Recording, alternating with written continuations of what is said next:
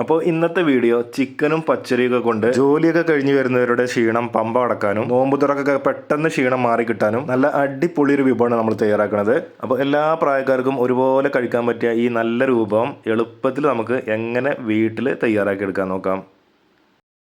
അതിനായി സ്റ്റവ് കത്തിച്ചതിന് ശേഷം ആദ്യം ഒരു കുക്കർ വെച്ച് കൊടുക്കുന്നുണ്ട്. കുക്കർ ഒന്ന് ചൂടായാലേ അതിലേക്ക് ഒരു 2 ടേബിൾ സ്പൂൺ വെളിച്ചെണ്ണ ഒഴിച്ച് കൊടുക്കുന്നുണ്ട്.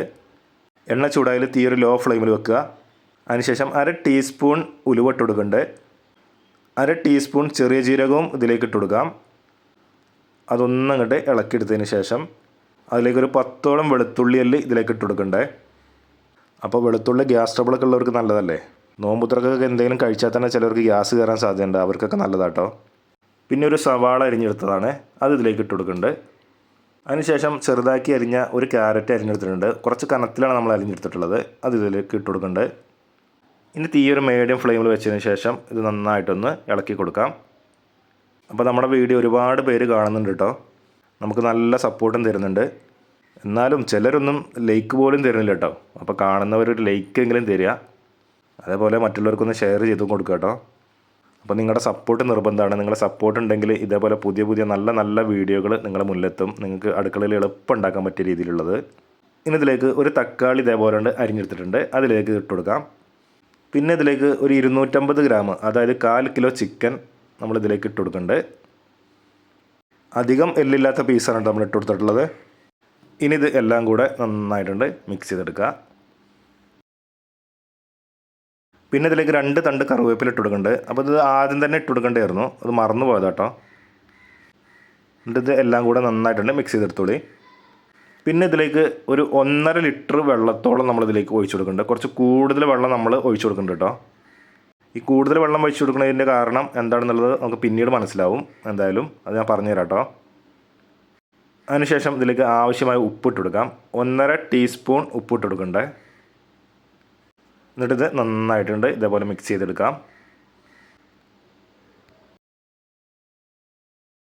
ഇനി തീ ഒരു ഹൈ ഫ്ലെയിമിൽ വെച്ചതിന് ശേഷം കുക്കർ ഇതേപോലെ മൂടി വെച്ചിട്ട് ഒരു 2 വിസിൽ ഇങ്ങോട്ട് അടുപ്പിച്ചെടുക്കുക. അപ്പോൾ ഒരു 2 വിസിൽ അടുപ്പിച്ചെടുത്തിട്ടുണ്ട്. ഇനി ഇതിൻ്റെ ആവിയൊക്കെ ഒന്ന് പോയതിന് ശേഷം നമ്മൾ തുറന്ന് നോക്കുന്നുണ്ട്. ഇതുണ്ടല്ലേ, അത്യാവശ്യം കഷ്ണങ്ങളും ചിക്കനൊക്കെ വെന്ത് വന്നിട്ടുണ്ട് കേട്ടോ. കണ്ടോ, ഈ ഒരു രൂപത്തിൽ നമുക്ക് കിട്ടിയിട്ടുണ്ട്. ഇനി വേണ്ടതെന്ന് വെച്ചാൽ ഇതിലത്തെ ചിക്കൻ മാത്രം നമുക്കൊന്ന് ഒഴിവാക്കിയെടുക്കണം. ചിക്കൻ മാത്രം ഒഴിവാക്കിയെടുത്താൽ മതി കേട്ടോ.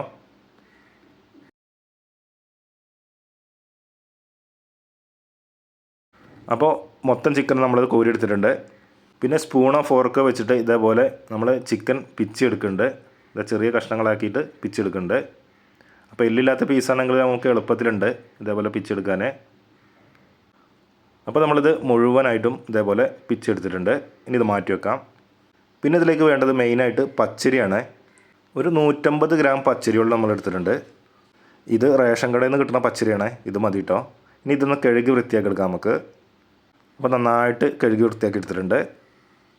പിന്നെ വീണ്ടും സ്റ്റവ് കത്തിച്ചതിന് ശേഷം നമ്മുടെ കുക്കർ പഴയ പോലെ എടുത്ത് വെച്ചിട്ടുണ്ട്. ആ വെള്ളത്തിലേക്ക് പിച്ചെടുത്ത ചിക്കൻ ഇട്ട് കൊടുക്കാം. അതിനുശേഷം കഴുകി വെച്ച പച്ചരിയും കൂടി ഇട്ട് കൊടുക്കുന്നുണ്ട്. പിന്നെ ഇതിലേക്ക് എരിവിന് ആവശ്യമായ കുരുമുളക് പൊടി ഇട്ട് കൊടുക്കുന്നുണ്ട് കേട്ടോ. 2.5 ടീസ്പൂൺ ഇട്ട് കൊടുക്കണ്ടേ. വേറെ മുളക് പൊടി ഒന്നും നമ്മൾ ചേർക്കണില്ല കേട്ടോ, ഇതാണ് ഇതിന് ഏറ്റവും നല്ലത്. പിന്നെ 2 പിടി മല്ലിയില നിർബന്ധമായിട്ടുണ്ട് ചേർത്ത് കൊടുക്കുക. എന്നിട്ട് ഇതേ നന്നായിട്ടുണ്ട് മിക്സ് ചെയ്ത് കൊടുക്കുക. അതേപോലെ നന്നായിട്ടുണ്ട് മിക്സ് ആയിക്കോട്ടെ. അപ്പോൾ വെള്ളം കൂട്ടി പറഞ്ഞത് പച്ചരി നമ്മൾ ഇട്ട് കൊടുത്തില്ലേ, അപ്പോൾ അതിന് വേണ്ടിയിട്ടാണ്. അപ്പോൾ ഇത് വെന്ത് വരുമ്പോൾ ഇതൊരു പാകത്തെ രൂപത്തിലായി കിട്ടും നമുക്ക്. ഇനി കുക്കർ അടച്ച് വെച്ചതിന് ശേഷം ഒരു 4-5 വിസിൽ അടുപ്പിച്ചെടുക്കുക കേട്ടോ. നന്നായിട്ട് വേവണം, നമ്മളെ പച്ചരിയൊക്കെ നന്നായിട്ട് വെന്ത് ഇങ്ങനെ അളിഞ്ഞ പോലെ ആവണം കേട്ടോ, എന്നാലാണ് ഇതിന് നല്ലൊരു ടേസ്റ്റ് ഉണ്ടാവുക. അപ്പോൾ ഒരു 4-5 വിസിൽ അടുപ്പിച്ചെടുക്കുക. അപ്പോൾ ഏകദേശം ഒരു 5 വിസിലോളം അടുപ്പിച്ചെടുത്തിട്ടുണ്ട്. ഇതിന് ആവിയൊക്കെ ഒന്ന് പോയതിന് ശേഷം നമുക്കിത് തുറന്ന് നോക്കാം. ആയിവാ, എന്താ സ്മെല്ല് എന്നറിയോ, നല്ല മണം കേട്ടോ. നമ്മൾ ചോറൊക്കെ നന്നായിട്ട് വെന്തിട്ടുണ്ട്. ഇത് വെന്തിട്ട് അളിഞ്ഞ പോലെ അങ്ങോട്ട് ആവണം, ആ രൂപത്തിലായിട്ടുണ്ട് കേട്ടോ. ഇപ്പോൾ കണ്ടില്ലേ, വെള്ളമൊക്കെ ഒരു പാകത്തിനായിട്ടുണ്ട്. അപ്പോൾ ഈ അളവിൽ തന്നെ ഉണ്ടാക്കിയെടുത്താൽ ഈ ഒരു രൂപത്തിൽ നമുക്ക് കിട്ടും കേട്ടോ. അപ്പോൾ ഈ ഒരു രൂപത്തിൽ ഇത് കഴിക്കാനാണ് അടിപൊളിയായിട്ടുണ്ടാവുക. അപ്പോൾ നിങ്ങൾക്ക് കൂടുതൽ ആളൊക്കെ ഉണ്ടെന്നുണ്ടെങ്കിൽ ഈ ഒരു ഇൻഗ്രീഡിയൻസ് മൊത്തത്തിൽ നിങ്ങൾ കൂട്ടിയെടുത്താൽ മതി. അപ്പോൾ വീട്ടിലേ ഒരു വട്ടമെങ്കിലും നിങ്ങളൊന്ന് ഇങ്ങനെ ഉണ്ടാക്കിയിട്ട് കുട്ടികൾക്ക് മുതിർന്നവർക്കൊക്കെ ഒന്ന് കൊടുത്തു നോക്ക്. അടിപൊളിയാവും കേട്ടോ, എല്ലാവർക്കും ഇഷ്ടപ്പെടും, ഞാൻ ഉറപ്പ് തരാം. അത്രയ്ക്ക് ടേസ്റ്റി ഉണ്ടാവും. ക്ഷീണത്തിന് ഏറ്റവും ഉത്തമമായ സംഭവം അത്. അപ്പോൾ നിങ്ങൾ ഒരു വട്ടമെങ്കിലും നിങ്ങൾ ട്രൈ ചെയ്തിട്ടൊന്ന് കഴിച്ചു നോക്കണം. നിങ്ങൾക്ക് അതിൻ്റെ അനുഭവം അറിയുമ്പോൾ തന്നെ കാര്യം മനസ്സിലാവുള്ളൂ. അപ്പോൾ എല്ലാവരും ഒരു വട്ടമെങ്കിലും ഇതേപോലെ ഒന്ന് ട്രൈ ചെയ്ത് നോക്കുക. എല്ലാവർക്കും ഇഷ്ടപ്പെടുന്ന നല്ലൊരു വിഭവം റെഡി ആയിട്ടുണ്ട്. പേര് നിങ്ങൾക്ക് എന്ത് വേണമെങ്കിലും ഇടാം, ചിക്കൻ സൂപ്പ് എന്നോ അല്ലെങ്കിൽ ചോറ് സൂപ്പ് എന്നോ എന്താണെങ്കിലും കുഴപ്പമില്ല. അപ്പോൾ എല്ലാവരും ട്രൈ ചെയ്ത് സപ്പോർട്ട് ചെയ്യുക.